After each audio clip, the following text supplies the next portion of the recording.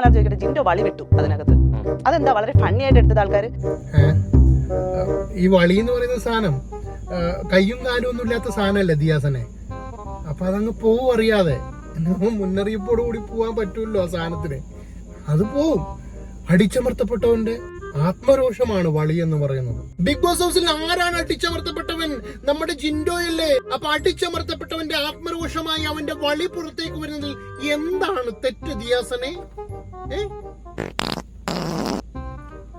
ഇതേപോലെയല്ലേ എല്ലാവർക്കും ഈ സംഭവങ്ങളൊക്കെ ഉണ്ട്.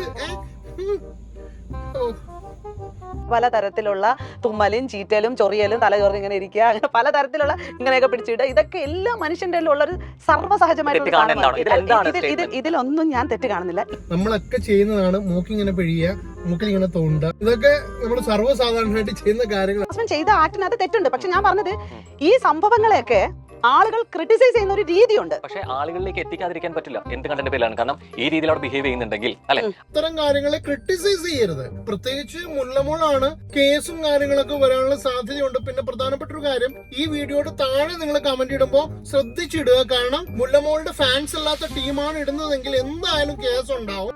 ഞാൻ ഓൾറെഡി ഒരു കേസിൽ പെട്ടിട്ടുണ്ട്. അപ്പൊ ഇനി വീണ്ടും ഒരു കേസിൽ പെടാനുള്ള ഒരു ത്രാണി എനിക്കില്ല. അതുകൊണ്ട് നിങ്ങൾ ആരെങ്കിലും ഇടുന്നുണ്ടെങ്കിൽ ശ്രദ്ധിച്ച് കണ്ടൊക്കെ ഇടണം കേട്ടോ.